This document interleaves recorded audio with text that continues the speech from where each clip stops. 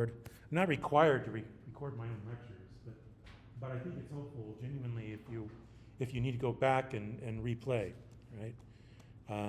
But again, I just want to reemphasize that attendance is required. All right, so here, I'll just show you an example. And I'm showing you this example. I'm not going to post this example on Canvas because if I do, I'll see 40 of them look almost exactly the same as this. And I don't want you to do that.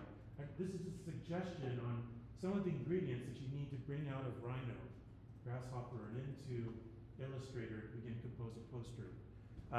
But let me just quickly open this up, and then I'll show you step by step how some various workflows to get these sort of graphics from Rhino and out. Right, so here's the exploded Axon. I think that's really the sort of hero of the poster. This is 18 by 24. It's going to run basically the length of that 24 inches. And then the leftover space is then left for you to compose the other stuff. A catalog of all the components and parts and pieces. Then maybe even some room for some photographs, maybe some process, or this sort of diagram here where I showed each one sort of differing back and forth in plan view or whatever, right? You have some artistic license, some room there to sort of look at it yourself.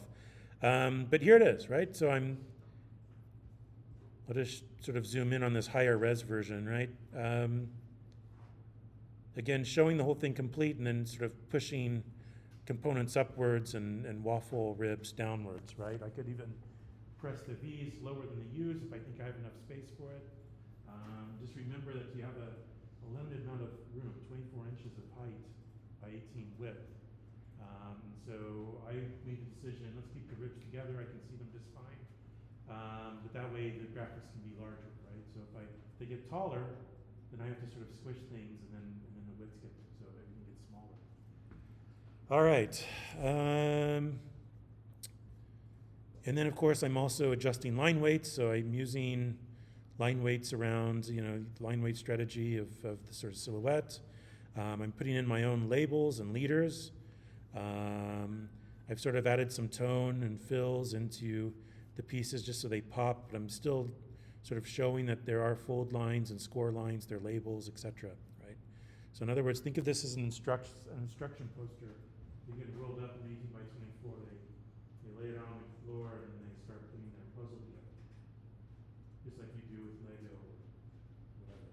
Anything that comes flat pack that you buy at Wayfair or Amazon or IKEA. Okay, so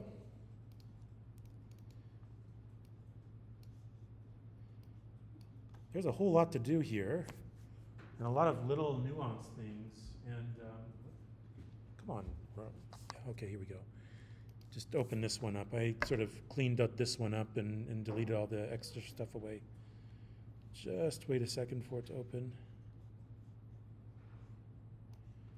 Just move a few things around here, give myself a little more screen real estate maybe okay, I'll leave it at that. All right, so this is I think where a lot of you are, is that, I have this sort of three-dimensional thing where I've baked a bunch of stuff in from Grasshopper. The Rhino script also created some geometry for me, those ribs. And simultaneously, things were laid out on the XY plane, if I look at it in top view. And then I've even, again, gotten things ready for laying them out in 18 by 32 sheets for laser cutting. Some of you might or might not have these sort of green scores, right? A lot of you, I think, with the thin material, the scores, that was the main point of failure, right? It's suddenly hey, this will bend and not break without the scores. When you put those scores in, suddenly everything gets really weak. So again, look at it, assess it. If you have any one-on-one questions for me about what you can do to sort of improve based off of what we saw last week or whatever, then come see me. All right. So from here, it's about sort of preparing these things for a graphic story, right? A couple of things here. One is that this is called parallel, just because I have it in Axon mode. I'm just going to put it back in perspective here for the time being and zoom in on this and rotate it around. But you can see one of the janky looking things of this is that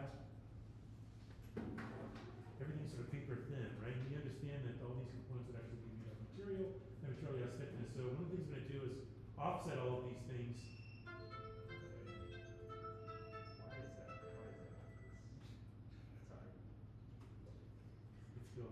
Did you mute it? Yeah. Okay, cool. All right. Isn't that embarrassing as shit? It sure is. Okay. Well, let's move on then. But anyway, let's go ahead and offset these as solids, right? So I'll just go through that process really quickly. Then what I'm going to do, you can see that I just need to sort of orient this thing and start selecting the requisite components and start moving things up or down. I'll just use the gumball for that, or maybe just turn on my ortho and use the move command in one of the side views, front, right, left, whatever. All right, so let's go ahead and make this three-dimensional version just a little less science fiction-y and a little more real. I'm going to type in offset, right? There's several different offset commands, but we're offsetting surfaces, right? So I'm going to go to offset surf. SRF, that's short for surface. All right. And look at that.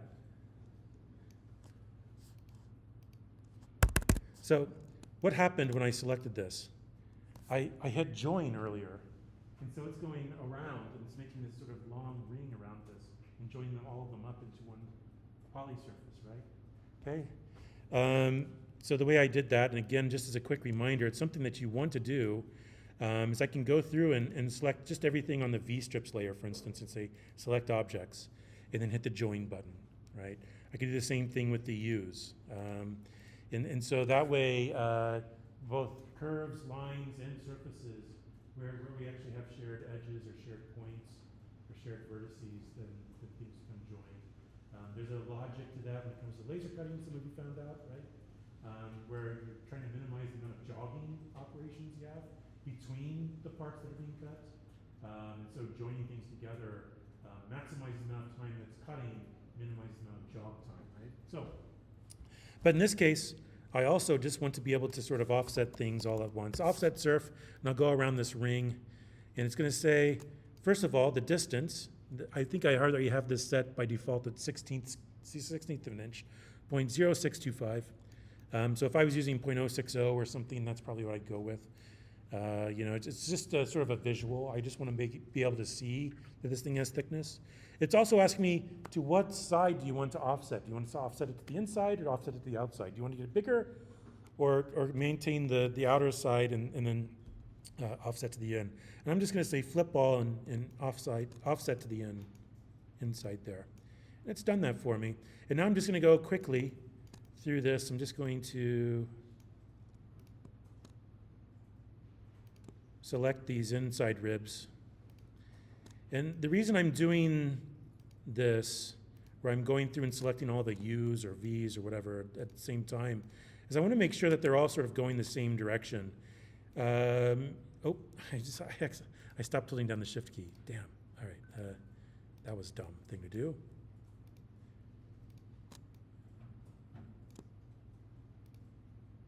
Okay, here we go. And I'll do the same offset surf again. Right? I just want to make sure they're all going, around the same direction. I don't really care which direction they are, as long as they're sort of consistent. And I'll just go through. I just always want to double check and make sure that things are actually joined together. It only takes a few extra seconds, but it's a quick way of sort of auditing and making sure that things are working the way I want them to work. All right, so now I have 16th inch thick ribs. And let's move on to these bad boys. Let's see, what are these? These are the shading components. They're all in the orange layer. So I can right click and say, select all the objects in that orange layer. There they are. And let's go ahead and offset these as well. Offset, surf. And one of the things I'm going to do, you can see the arrows are white, and so against my white background, they're a little hard to see. But hopefully you can see them against the orange. I'm going to be offsetting downwards or to the inside rather than to the outside. That's fine by me. Again, something that just looks correct is what I'm going for. Maybe I'll make these a little thinner. I'll go 0.003, so half the size, 32nd of an inch. I mean, mathematically, it's a little less than half, but I mean, for all practical purposes, 0.06, blah, blah, blah. Half of that's 0.03, blah, blah, blah. Okay, my human eye can't tell the difference. All right, so this is important, and for anything, just to bring that illusion, like, hey, these are actually real things, and they have some thickness to them. Makes a big difference when it comes to your drawings, right? How many of you make a drawing, and if you're doing something, you make one line, and you're like, that looks really dumb, and then you make that, even if it's a really close, tight, the double line, right, for something that has a little bit of thickness, makes a huge difference, right? Makes a huge difference. The drawings, and I would argue that it's not like we're doing this by hand with pencil or graphite or pen or ink or whatever. So it's quite easy and simple to do if you're just thinking a couple steps ahead here. All right, so let's go back out and let's think about this just for a moment. So I'm going to go to my perspective view, blow that up a little bigger, sort of hold these things out. But one of the things I'm going to do, I'm going to go to my viewport label and expand this menu out. And I'm going to go to set view. Down here, I'll hold my cursor over it. You'll see that a whole other set of options come up. So I could set any of my viewports to any sort of orthogonal or orthographic orientation. I could have 4 top views, for instance, if I really wanted to. I don't know why you do that. But you can see that the sort of typical ones here: top, left, right, front, back, perspective. This one, isometric, right? Have you guys talked about isometric drawings, axonometric drawings, hopefully? The difference between perspective and axon: the perspective sort of simulates how our eyes work, their vanishing points, things that are closer look closer to real scale, things that are further away start to look small, they foreshorten, etc., right?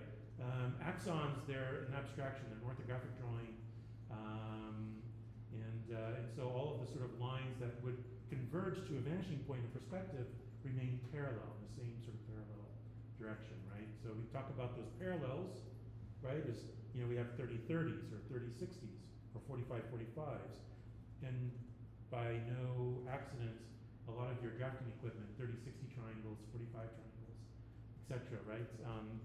Make those possible to actually draw. But the scale remains the same.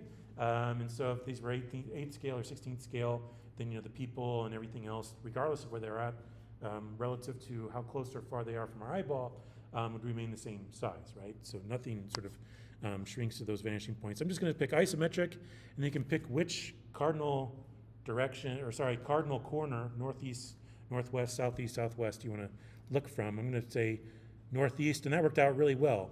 When I do the northeast direction, I can see pretty much most of the grid shell, right, and all the components. Yeah, not too shabby. Yours might be different. If this was rotated, then I would need to maybe toggle through until I find just the right one that shows what I want to show. All right. And now if I don't accidentally right-click and change something, that's a true 30-30 axon. So I'll just go back and say, okay, 30-30 axon. All right, now, you guys ready? Let's start making some copies of things. First and foremost,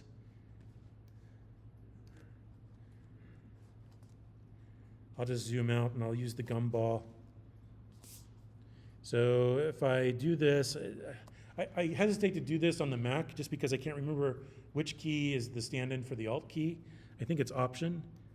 Yeah, here we go. So I've held down Option on my MacBook Pro. If you hold down Alt on your PC, then when you use a gumball, you're not just moving, but you're making a copy and moving that around. Okay. Same with rotate or scale. All right. And then I'll do this one more time. Why not? Just make sure all of these are, hold down the Option key, slide this bad boy up. There we go. I'm trying to make sure the spacing's pretty close, Again, visually, everything sort of matters here. Right, so, and then the top view, I'm going to get rid of the ribs, and the bottom view, I'm going to get rid of the shell, or the components. So let's see, yeah, here's the bottom. I'll go ahead and just get rid of some of these quickly. There's probably a better way of doing this, but,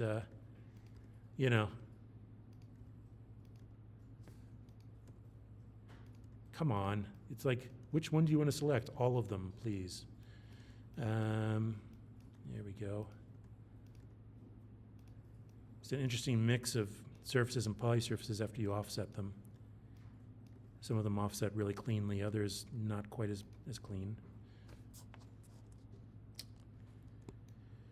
Oh, and let's see here. Actually, here, there's a quicker way of doing this. Let's select all the objects on that layer. And then what I'll do is I'll hold down the control key and I'll basically unselect all of those and then delete. Okay, there we go. And why I do this the hard way half the time, it's just a matter of remembering all these weird keyboard shortcuts that I take for granted. It's actually easier for me to just do instead of like trying to say it out loud. And anyway, same thing up here. I'll just go ahead and get rid of these ribs. Here we go. And again, sometimes I actually do take my time like this, believe it or not. And again, I just want to make sure everything is in the right place before I go too far down the rabbit hole, right? You get to a point of no return where you're like, I don't want to have to do all of this work over and over again. And so you just want to make sure that along the way, at key times, you're double checking your work. At least that's always what I always found to be genuinely helpful. Here we go. Let's go. There. That one's gone. This one's gone. This one's gone. Almost there. 3, 2, 1. Plus a little stray line here. Okay, there we go. Okay, and then you can see that I've screwed up my vantage point, so I can go back to set view, isometric, northeast, and there we have it. Okay, so at this point, I'm ready to start thinking about how do we make a set of drawings from this, right? Like that was that big graphic. This is the base for the big graphic. In my case, the left-hand side that basically stretches vertically 24 inches, right? So it's got to be a big graphic. Has to have the sort of appropriate resolution, size, scale, number of pixels. So this is where I typically move it over to like I plug into another larger screen and start to resize things. But I'll talk about some of your options here, right? I'll be showing you sort of two options and sort of maybe encouraging you to think about running both of them. So one, we can make a line drawing of this Axon using a command called make2D. We can also start to look at the display modes, and even make our own display modes or customize the display modes that we have at our disposal, and then start to overlay things, sometimes lines, sometimes shaded geometry, pixels, raster graphics, and sort of composite them together in Illustrator. Okay. So here's what I'm going to do. I'm going to first look at what this looks like in rendered mode. Okay, there's a couple of things here. One is that it's pretty fuzzy down here. I'm kind of zoomed out. So one of the things I ultimately understand is that as I start to take a capture of, let's say, a PNG out of this, I'm really going to look at how many pixels by how many pixels and crank that up so that I can start to put in all the information that are missing in this sort of vantage point that we're just looking at our screen in real time. So I might look at rendered mode versus I like Arctic. Arctic's pretty cool. Actually, Arctic is less successful in my opinion here. I'm doing rendered mode. And again, as a reminder, when I go through these often, right, to start to toggle different settings on for each of these render display modes, you go to Tools, pull down, Options down at the bottom. Okay.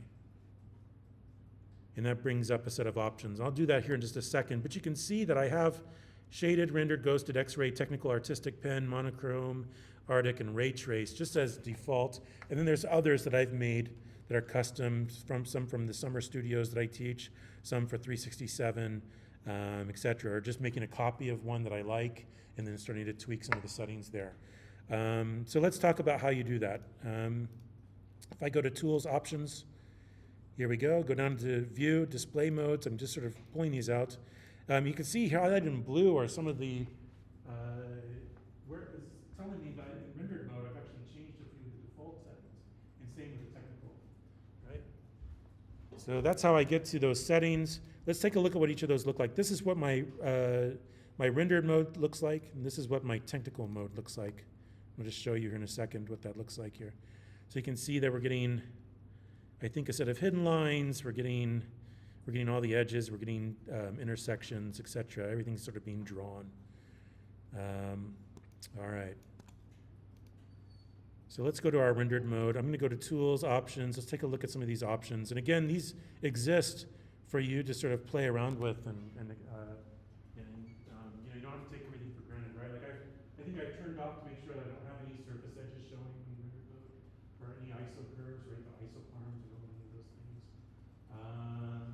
It looks like I've turned something off down here. That was a default. Let's see what that is. Show curves. Yeah, so I'm not, if I have any lines or curves or line work, I'd make sure that in rendered mode those don't show up. I just want to see surface and mesh and lights and tone, right? So that's one thing that I've tweaked here. And I'll just leave it at that. And then really importantly, one last thing, well, several things here. First of all, once I have this lined up exactly the way I want it, I'm going to go to my main views, I'm going to save it.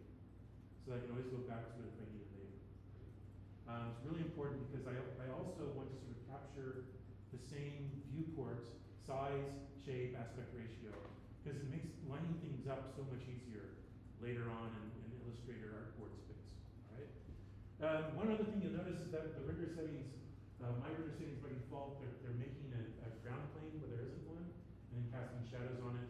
Really importantly, you either, if you want this thing to look like it's floating, like maybe it's like it's in the Apple store, right? Like you know how that aesthetic is, and you want to just sort of look like it's a floating, you can either get rid of that or make sure that it fades all the way to white. You have enough space here that it fades all the way to white. Or if you have a cutoff that corresponds to where you're going to place it at the bottom edge of your poster, so you don't see like a big gray and then suddenly just sort of ends. And, you know, you don't want that to. I mean, that looks like garbage, right? Yeah, right. But it's one of those things that's really easy to miss if you're not paying attention. I'll go ahead and leave it. And I'm just going to leave enough space here that I don't think it'll be too big of a problem. And I'm just going to go to, again, we've been here before, View, Capture to File. So if I'm just taking things out in particular display modes, I'm probably going to do this. Here you can see that the resolution was 1093, only 498 pixels tall. That's way too small. I'm going to up that quite considerably, maybe by 4 or maybe 6. Let's try 6. Oh yeah, look at that. So now I'll have almost 3,000 pixels in height. So yeah, I'm going to go ahead and do that. Hit OK. My PNG. And let me just put this out maybe on the desktop here, so I can keep track of where things are.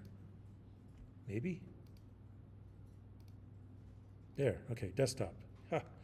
All right. Can you really not make a new folder in here on the desktop? Ah, damn. All right. So anyway, I'll call this rendered Axon. Right. And again, I'm not moving my screen around. It might take a minute for it to generate 6 times the amount of information, 36 times the amount of information. 6 times this way, 6 times that way. Okay, it says it's successfully saved. Now maybe I'm going to go to, let's see, technical mode. Right, that gives me just a really nice line drawing, hidden line drawing. And one of the things I can do, again, I can go to the tools options. I can go in here and start to play around with these things. I can go to technical. I can look at all the objects, lines, and I can start to change line weights and make sure that, I think by default it wants to render each line as a color of the layer, which is annoying. Like I don't want red and green, blue lines. I want black and gray lines, right? I mean, this is like, it's not Mickey Mouse, it's freaking architecture, right? So I start to change things to different line weights. In this case, I'm just sort of keeping everything at generic 1, but I've also made sure that everything's sort of converted to black lines. I can also turn off hidden lines, which back here, I think I've turned those off. A note about the hidden lines, those will be dashed lines. They actually look good in Rhino. When you bring them out as a PNG, like the widths are really screwed up. So I recommend just turning those off. They're not helpful in any way, I think, for this graphic. They become noise. And I'll show you an example of what that looks like. I'll zoom in on one of the ones I did earlier. I learned that the hard way. Again, so this should still be the exact same view, right? With the exact same frame around it. I'm going to go ahead and capture to file. Transparent background, so all I'm doing basically is getting line work as pixels. Same size, so same aspect ratio. This screen viewport size times 6. And I'm going to hit OK. I'll call this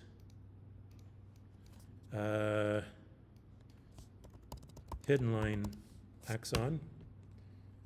Right. And again, I'm still not moving my viewport around. I'm making sure this stays where it's locked in. I am going to select all of this stuff.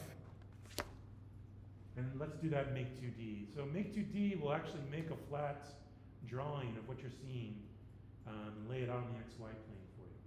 Okay? And sometimes it works really well.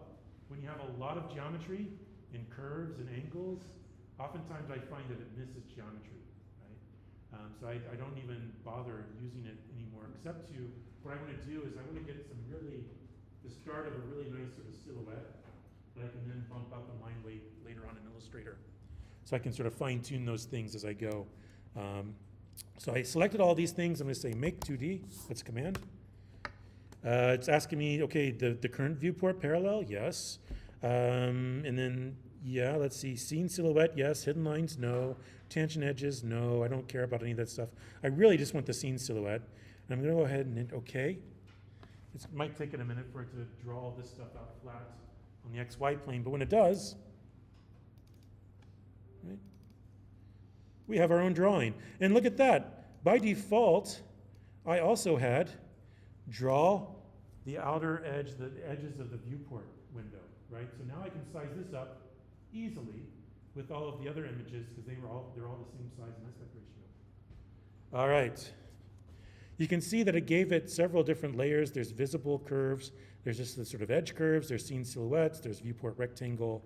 But this is ready to then be exported in a different way, right? Whereas we were exporting images, PNG files before with different display modes, with this I can just simply select this in the XY plane. It's a drawing, flat drawing, like you were looking at it on a piece of paper, and export selected, and then export it out as an Illustrator file. So we can generate native Illustrator files. That's pretty handy from time to time. And come on now. Jesus, what? Why can't I just find like desktop on your, what's going on, Windows? What are you doing to me? I'm not in the mood. Okay, here we go. Yeah, of course, just have to hit an arrow next to where you want to actually do this. Okay, and I'll say scene silhouette or something like that, just so I can keep this straight in my head. And that's probably not how you spell silhouette, but it's close-ish. Close-ish. All right, okay. I'll leave this up for now, Rhino. But let's start a new file in Illustrator and start to take a look at what we have here. So I can say new. Again, it's going to ask me what size of artboard do I want. 18 by 24 portrait orientation, right? This is in picas by default. I still have yet to figure out what a pica is.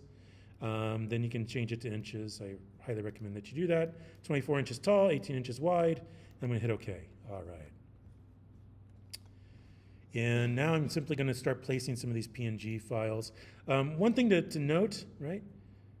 Over here, right? Again, just like with Photoshop, any Adobe app, you're going to have some menus like they can pop open, control boxes can pop open on the right.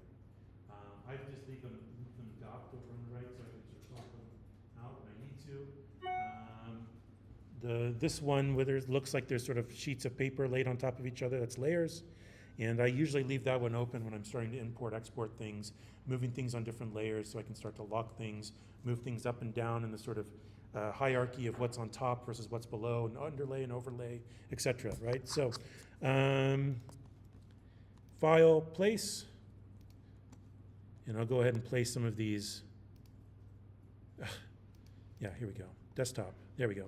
I'll place some of these PNGs. Here's the rendered Axon. I'm going to go ahead and place it here. You're going to see when I zoom out that it's ridiculously large. But I know that the height needs to be at least under 24 inches, right? So when I select this, I can go to the transform tools. I could say the top, let's say the height needs to be, and I might make sure that the proportions are constrained. so that when I select or change the height, that the width will change along with it proportionally. And then I can start to move this thing into place. There we go. And again, this truly is the hero of the poster, and I'm starting to look at the amount of room I have up here, the amount of room I have down here. First, maybe I'll just sort of line these things up and start stacking them up on different layers. This automatically came on the only layer I had, layer 1.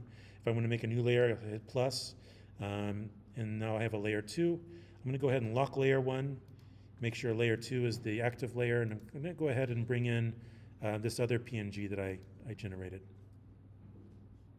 There it is, hidden line Axon. I'll go ahead and place that in, and I'm going to go ahead and transform that one, change its height to 24 inches, and now I should be able to line these up, and they should line up pretty nicely, actually. Right, so now I can select this one versus this one, and I might start to change their opacity just a bit and sort of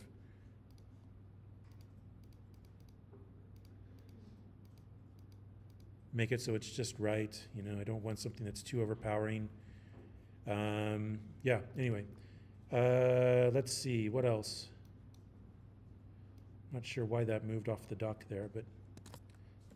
Ah, right, the scene silhouette. So that's just another Illustrator file. I'm just going to go ahead and open that one up and have it open in parallel with this other one. There's the scene silhouette. There it is. And you can see that I get this green box for whatever reason, but here's this viewport boundary.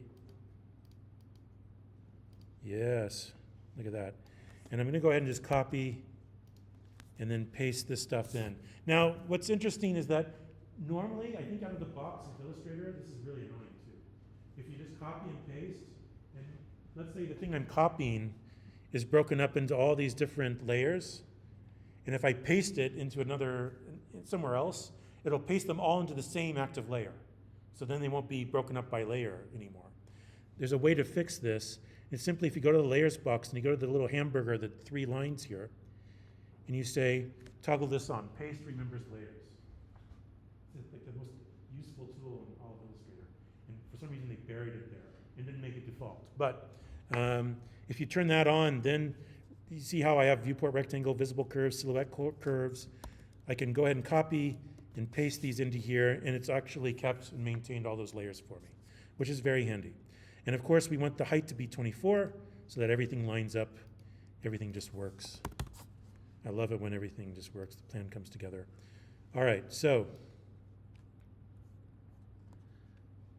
I'm just gonna try to line these things up. And if I really want to get anal about it, in fact I will, I'm going to go ahead and look at this image. Oh, I see. Okay, here we go. I can look at this image and I can say, okay, here's where the top left point is. Copy. And then I'm going to go ahead and select all of these.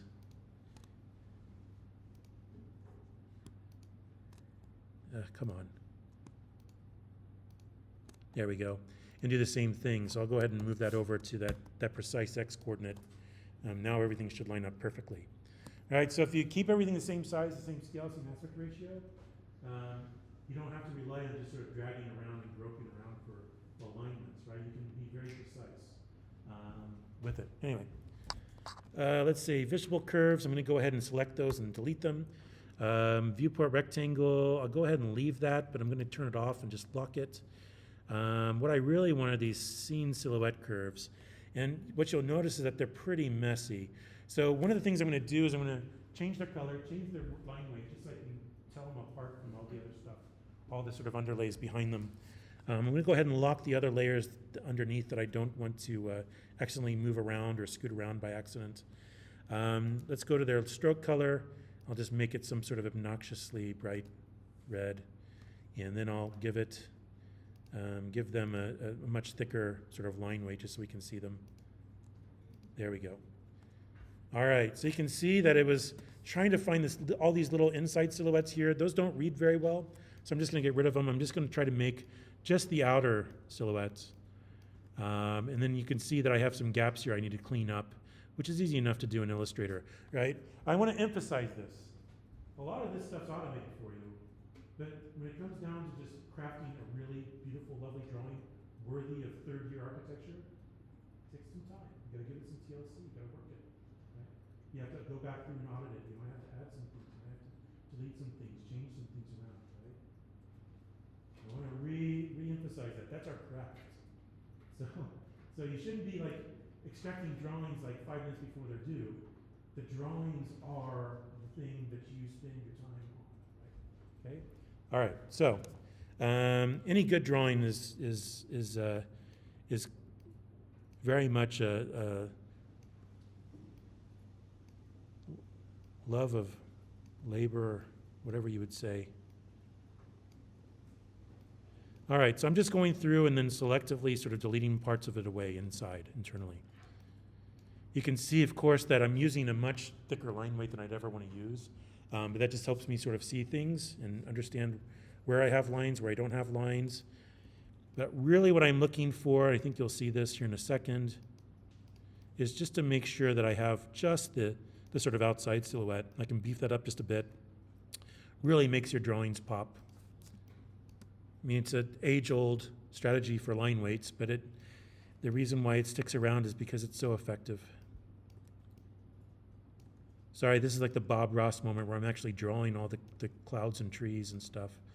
But let me just go ahead and take care of this. It's, again, I don't mind spending a significant amount of my time sort of zooming in, zooming out, painting around, really looking at the drawing, making sure everything's just right.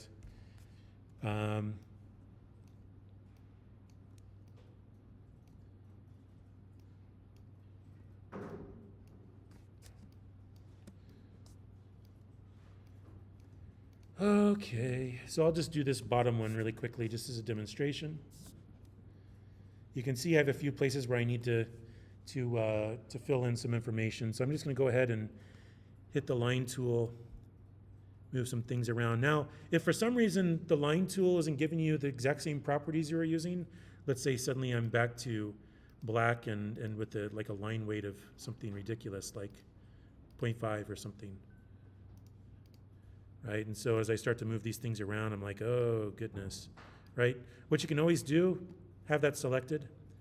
You can always go to the eyedropper tool and then select something that has the properties you do want to have, and it'll apply those properties back.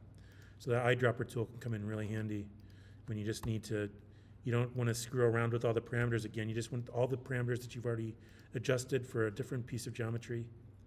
You can go ahead and just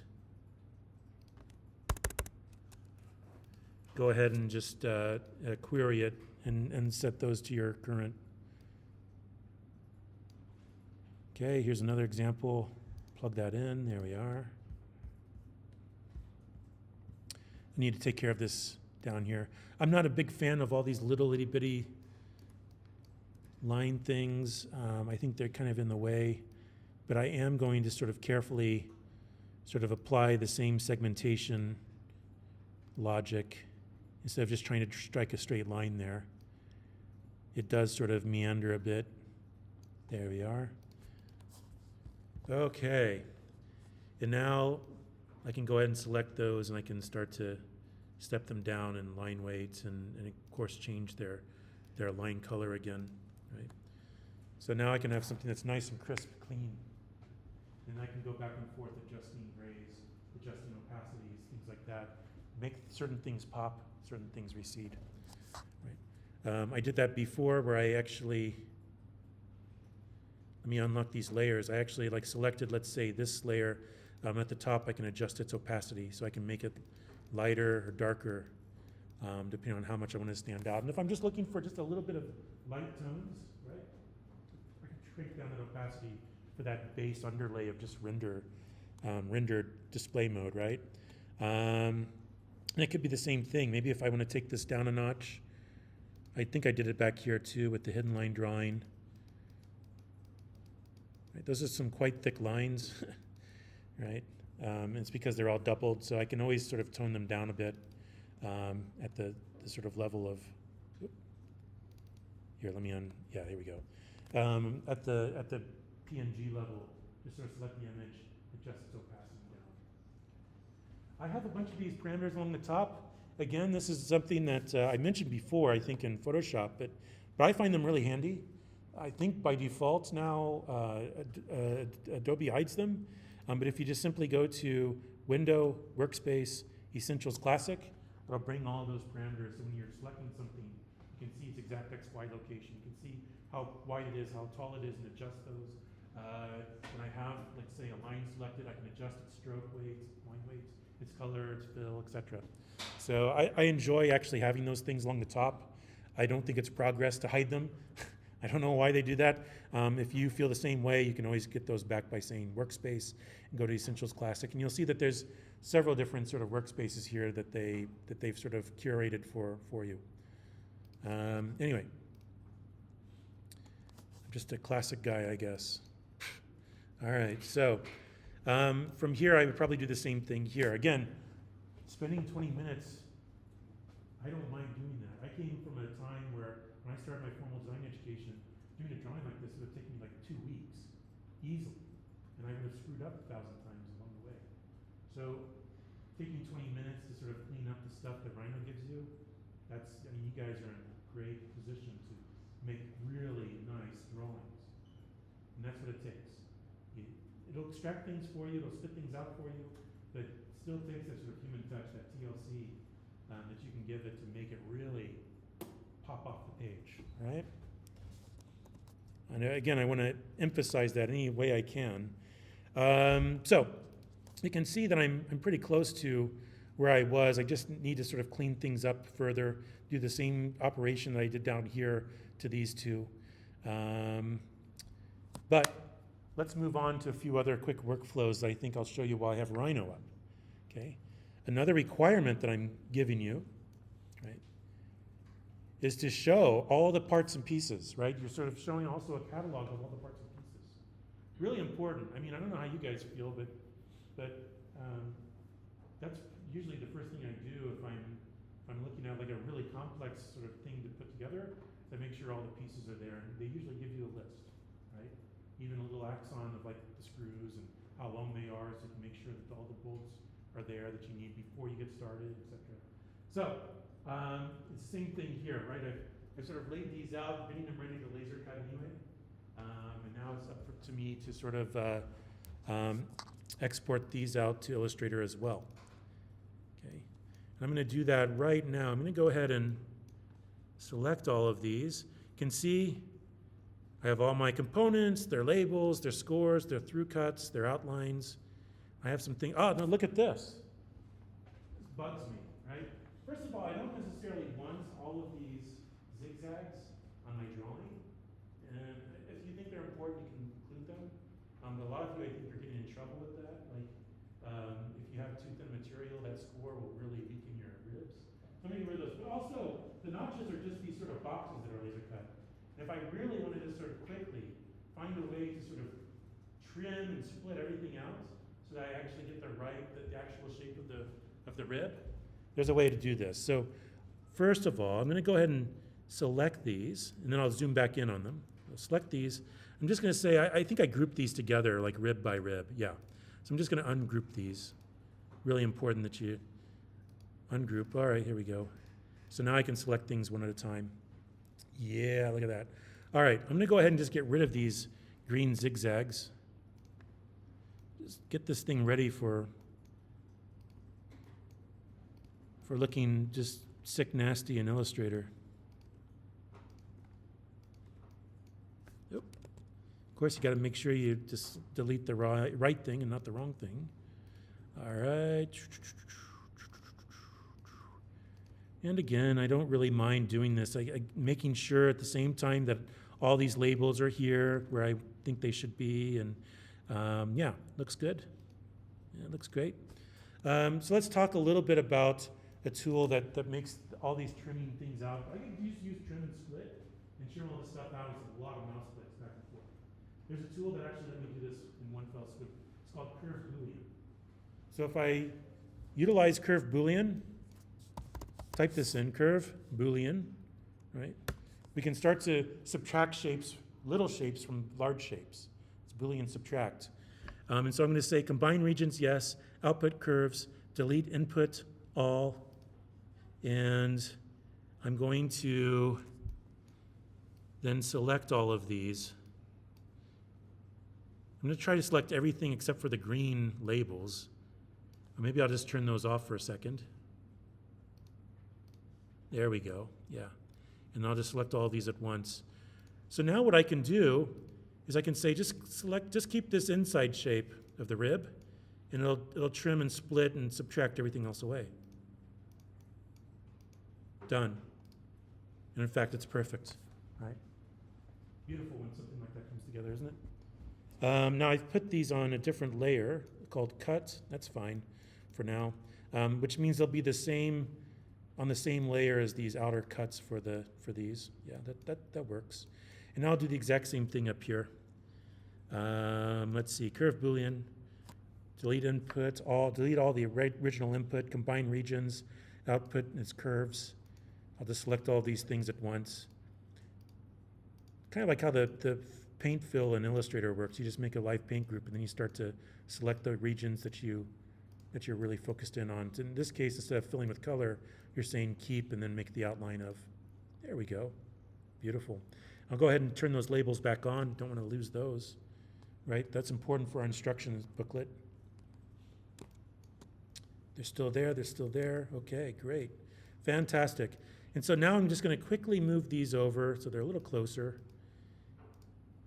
And all at once, I'm just going to go ahead and export these. I selected them all, export selected. I'll export those as Illustrator file. I'll call this component catalog. They're all sort of lined up like a nice little visual catalog, no? Okay. And now I can open those up into Illustrator as well. So I have my scene silhouettes. I can close that. I'm done with it. Open up my component catalog. Sure, let's update it. Why not? In this case, I'm just going to do a few quick things. I'll probably start to adjust lines and line weights here, colors, things like that. And then, when I scale or size these things, I'm going to scale them all together. I want them all to remain the same scale together. Right? So I don't want like components that are like 3 times larger than the ribs. It just looks weird, right? So keeping them all the same scale, I think, is really important. But also, again, at this point, I might clean up some of these layers and see which ones I need. So I have text labels for scoring. Yeah, okay, so those look like they're in the components. And I have scales inner score cut. Yeah, so what I'm going to do is I'm going to go ahead and select those and just move them all to the same sort of scoring layer. And then that way I just have fewer layers when I don't need to differentiate. These are score. I'll go ahead and select these and then move them up into that scoring layer. And oops, delete that. I'll just double click and I'll just call this scoring and labels just so I know what it is later. I don't need the viewport boundary. And I'm just going to go ahead and move these, and we'll just call these shapes. All right, the outer shapes. Okay, and now let me just zoom out, and I'll copy and paste these in. And again, I'm always sort of mindful of in locking layers as I go, so that I don't accidentally start to mix match things, and it makes it really impossible to select all these 100 things because there's 50 things behind it, sort of thing, right? So we keep things isolated on labels, makes it a lot easier to manipulate them afterwards. And in fact, if you screw up, let's say I put all of these on the same layer, oh shit, right? But I mean crud or shoot or whatever. Anyway, what I can do is I can always select one of these pink ones that's on the wrong layer, and I could just say select all the same stroke color, right? So I can go to that select toolbox and say same. I can select something that, like let's say they're all the same color, so I can then move them off into a different layer on their own. So there are ways to sort of fix those things if you need to. Anyway, so I've sort of locked all the other layers. I can sort of move these around a bit without worrying too much about screwing something up. Hold down that shift button and start to lay these things out and try to determine what kind of size I have and how these might work out. Maybe I'll put these down at the bottom. This is sort of a nice grid. Maybe makes a nice base. Using these stupid arrow keys seems to take forever, but then maybe the same for these ribs now. I'm not going to resize them because everything's the same size, but then I might just sort of move them out and slide them. Now, as a whole, I might need to, like for instance, there's too big of a gap there and too close to the edges and things like that. But I can start to arrange these things, then select them, then start to adjust their colors, etc. Here's an interesting thing. One of the things I noticed, sorry, I keep saying interesting thing. It's like, what? Here's a thing that's interesting thing. All right, but I'm gonna go ahead and change these to, like, let's say black and start to adjust their line weights really quickly. Just to sort of beef them up so they show up on an 18 by 24, let's say. One of the things I came across is that they kind of look weird. Like in my case, what I wanted to do was actually give them just a little bit of a fill that's maybe just an off-white, like a light gray, just so they stand out just a little more and pop. And then I could maybe even go back and rethink the line weights. That's kind of a thick line weight, but I feel like 1 is just a little too thin. So what I could always do is select all of these at once. You guys ready for this? And I'll make them a live paint group, live paint, and should be able to make a live paint. Oh, sorry, let me just lock the scoring and labels layer. I'll just select all of the outlines, sorry. Objects, live paint, and make. And now what I can do is I can go here, I think, and find that live paint bucket tool, and I could actually assign a fill color, let's say a light gray, and then it'll start to, just like with the curve Boolean, except in Illustrator, I can start to just quickly pop these in, like a paint bucket in Photoshop, right? And then eventually, particularly for these, the labels and the score lines, I want them to still show up. I'll probably adjust them, turn them to a black or a gray, thin them out a bit, but I'll make sure that that's on a different layer and that's sitting above so that I can still see them. Because this is a opaque gray that I'm filling these things in with. And again, this takes a little bit of time, right? You just have to go around and start to double check, but I don't really mind, again, from time to time before I'm turning something in, just double check and make sure that everything is right and I'm not missing anything. Right. Looks like I have a little stray right here. And so I'd go back through and go, oh, that's where that stray is supposed to go. So I'll keep that in mind later when I unlock that layer and start to move some things around.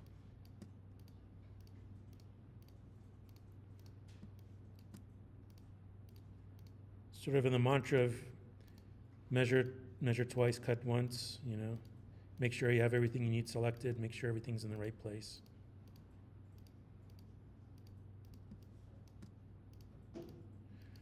All right, and so again, it works with these ribs as well. I can quickly start to fill these things in. And like I said, this is one way of doing it. I would suspect that everybody's gonna use the full vertical height that you have for that exploded diagram. That's not an option. You have to do that. This is one way of getting that information out really nice and cleanly, and then you can start to edit and fine-tune inside of Illustrator. I want you to have these catalog of components. I don't care how they're arranged, as long as they're arranged nicely and it makes sense and sort of feeds into your thoughts on how to compose this page, this poster. Here, it's gonna bug me until I move this piece back. It's like, kid grief. How'd you get away? It's like having a little puppy dog. It's sitting there like, what happened? All right, there we go. Right back where you're supposed to go. Okay, and then let me it's so easy and quick, just simply change their line weights to, let's say, 0.75 and give it a black line, and etc. Right, so we can begin to sort of clean these things up. Actually, I might go smaller than 0.75. Let's go 0.25. Oh, yeah, that looks better. How about 0.1? You can always enter in your own value if you want. Get it a little thinner. There we go. That's looking pretty hot right there. Okay, anyway, so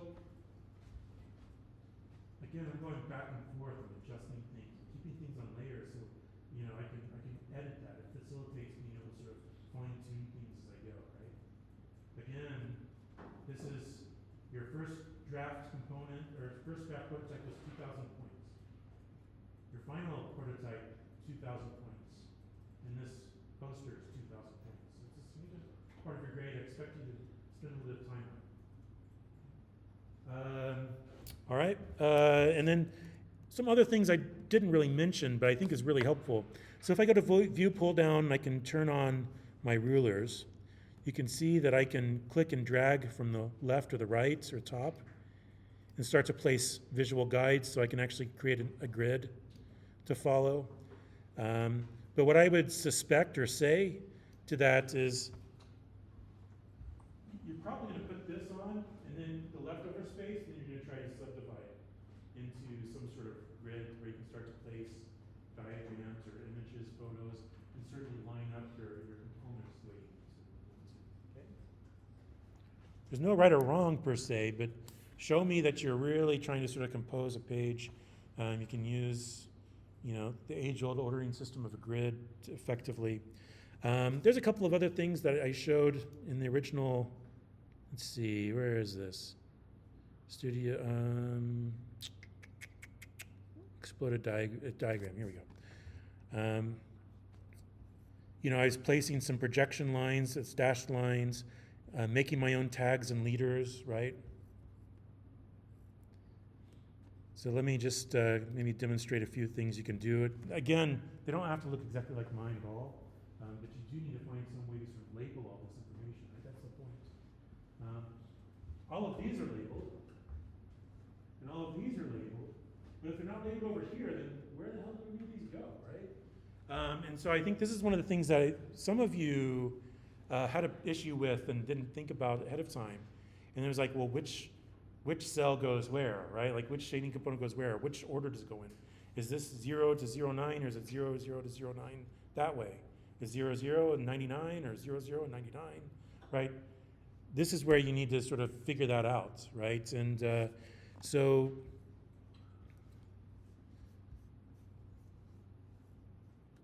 for instance, let's say I wanted to make a square tag. First of all, I'm going to go ahead and give this a stroke color. There we go. But what I'm probably going to start with is text. I'll go ahead and create a new piece of text. Oh, you know what? Not only that, but I'm going to create a new layer. There we go. And I'll call these tags and labels or something like that. And I will move these over to that one, lock all this stuff so I don't actually move something around. There's our good old InDesign Latin, lorem ipsum. And at this point, I'm going to sort of, oops. What's going on? Here we go. Maybe change that font. I'm not a big fan of Myriad. Does this drive you crazy? Like, do you guys ever see Myriad?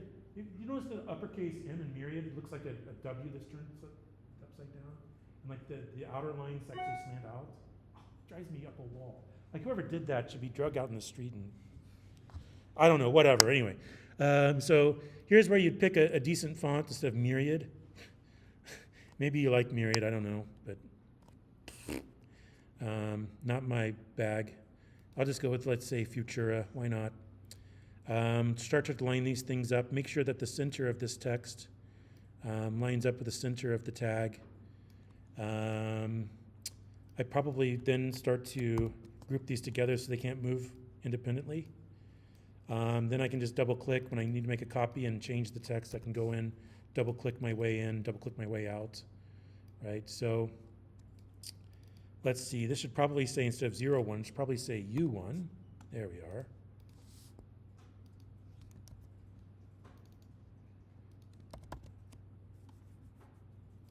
And of course I can make a copy and then go in, drill in and make that U0.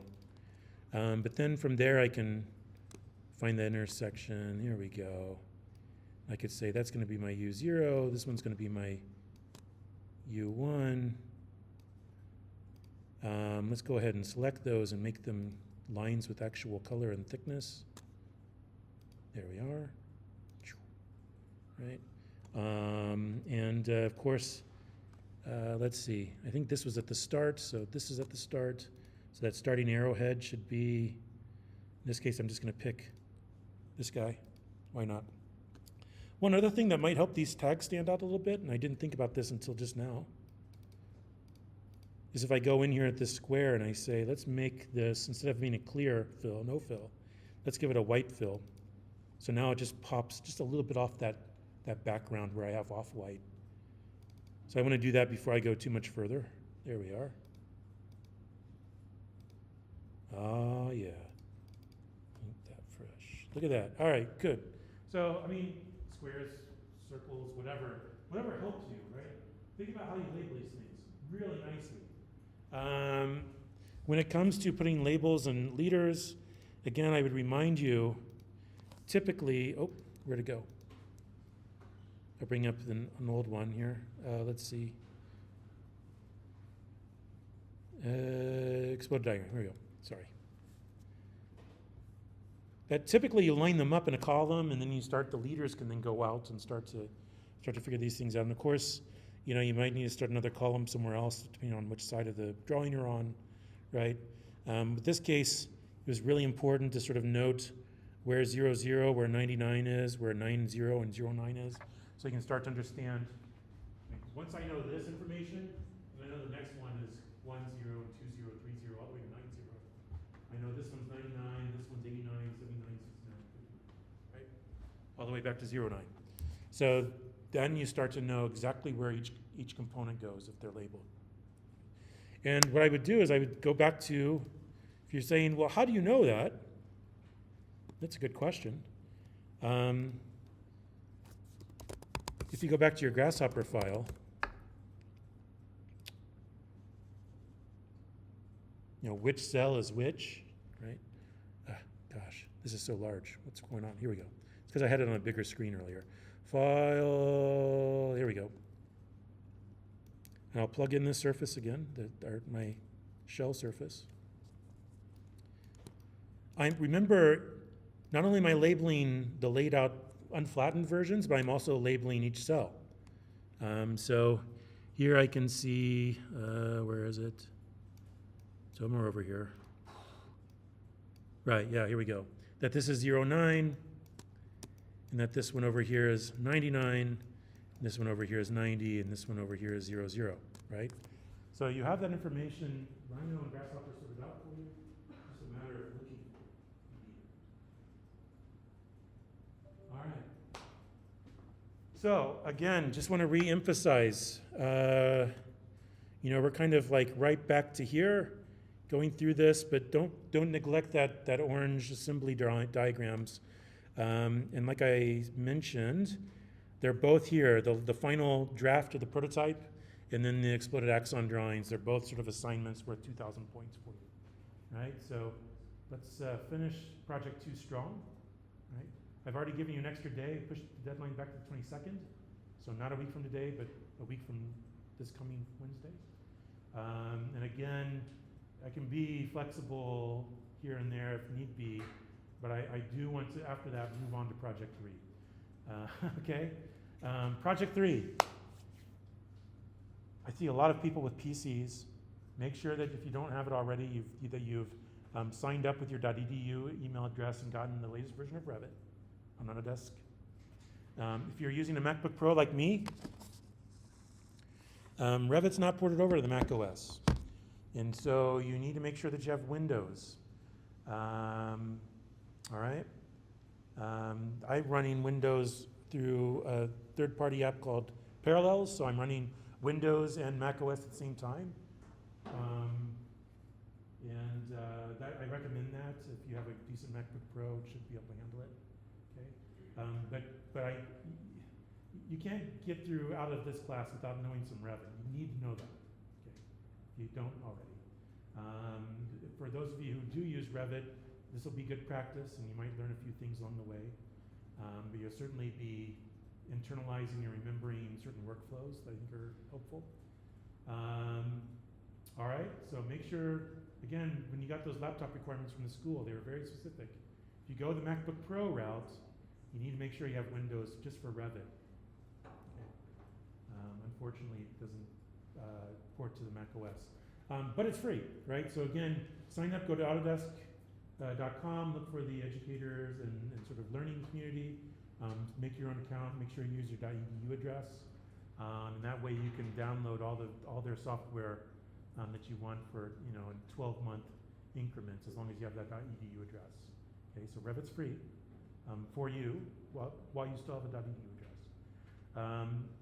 It's important you do that as well because as we get closer to Project 3, we have that sort of odd weekend where Project 2 ends on a Wednesday, and we won't start Project 3 until Monday. Okay? And I will just make the assignment for that weekend to be make sure that you have your Autodesk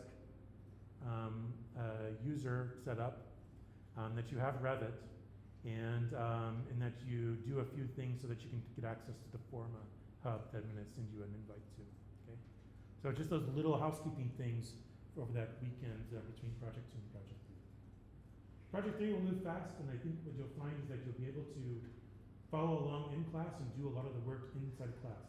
I'm sensitive to that because I know towards the end you get really busy and you get less time outside of class. All you have to do is show up to class, and you can get this stuff done in class. If you don't show up to class, you've dug yourself in a hole, and then things are going to last a week longer. So just come to class. Come to class ready, prepared to get things done in an hour or so every Monday, Wednesday, and we'll be golden. Okay? It's not hard. We're just going to go through the simple stuff. We'll go into Forma, we'll clip out a site, we'll bring it into Revit.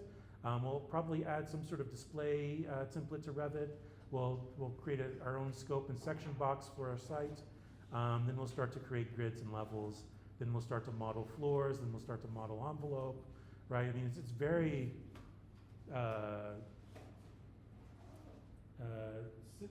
cordoned off into discrete sort of operations and topics. So it should go by pretty easily, right? And I think what you'll see if you're not, if this is the first time you use Rhino and it'll be the first time you use Revit, you'll see the differences. I think it's pretty telling, pretty interesting. But we'll be going back and forth between Forma and Revit a lot. So we'll model something in Forma, then we'll bring it into, in Revit, we'll bring it into Forma with one click of a button, by the way. Then with one click of the button, we can start to analyze it for solar. And you'll say, oh crap, I can't have all this glass in the south unless I block light somehow, screen it. Then we'll bring in our grasshopper stuff and implement the same shading component that you did for your grid shell, but on the south facade of your mountain pavilion. So everything sort of comes full circle, right? But that building information model in Revit will be the sort of central database. So we bring site information from Forma into Revit, right? We do the analysis in Forma, then we go back in Revit and start to revise, right?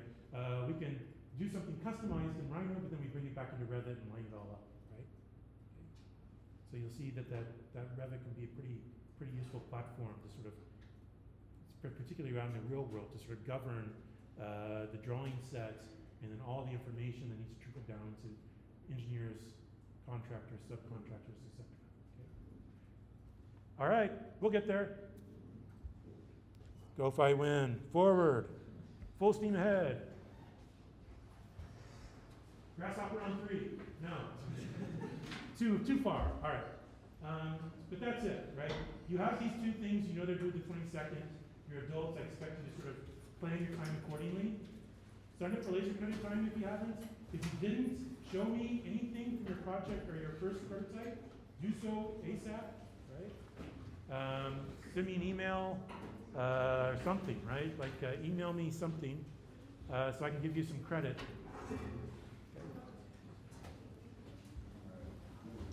Help me help you. Let's put it that way. Yeah. I was trying to get my labels on all of the 100 pieces, and I wasn't able to. I'll show you what I have, but the group is being. You bring it up here, or do you want me to come back to you? Okay. Sorry, I'm still recording.